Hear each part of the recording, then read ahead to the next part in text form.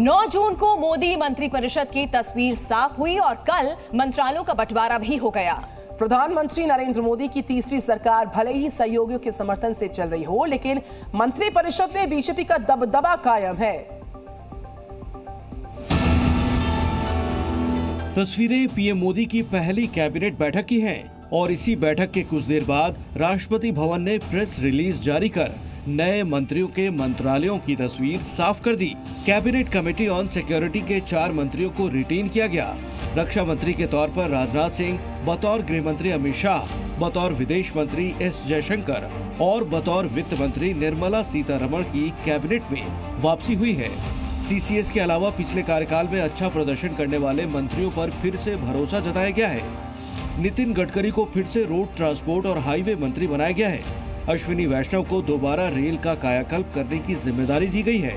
साथ ही सूचना प्रसारण और आईटी मंत्रालय का अतिरिक्त जिम्मा मिला है। धर्मेंद्र प्रधान फिर से शिक्षा मंत्रालय संभालेंगे। ज्योतिरादित्य सिंधिया को इस बार संचार और पूर्वोत्तर क्षेत्र विकास मंत्रालय का काम सौंपा गया है।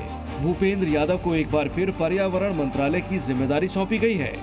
बीजेपी बहुमत के लिए भले ही सहयोगियों पर निर्भर हो, लेकिन टॉप 4 मंत्रालयों की इतर हेवी वेट मंत्रालय जो देश की दशा और दिशा तय करने की भूमिका में है, वो भी बीजेपी के पास है।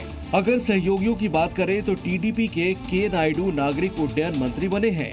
जेडीयू के ललन सिंह पंचायती राज, मत्स्य पालन और पशुपालन मंत्री बने। एलजेपीआर के चिराग पासवान खाद्य प्रसंस्करण मंत्री बने हैं। एचएम के जीतन राम मांझी सूक्ष्म लघु एवं मध्यम उद्यम मंत्री बने। जेडीएस के एचडी कुमारस्वामी भारी उद्योग और इस्पात मंत्री बने हैं। आरएलडी के जयंत चौधरी को स्किल डेवलपमेंट मंत्रालय की जिम्मेदारी दी गई है। इसके अलावा शिवसेना, अपना दल और आरपीआई जैसे सहयोगियों को भी हिस्सेदारी दी गई है। इसके अलावा एनसीपी राज्य मंत्री का ऑफर ठुकरा कर एनडीए को समर्थन दे रही है। ब्यूरो रिपोर्ट, जी मीडिया।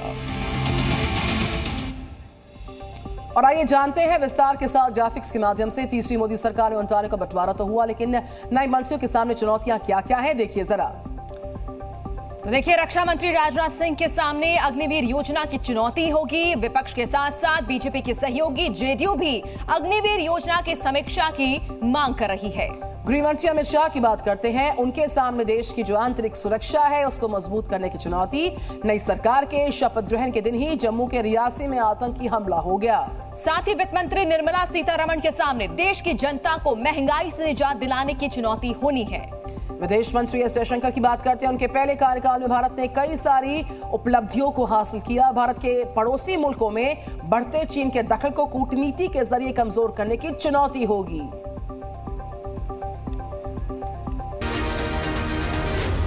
जी न्यूज़।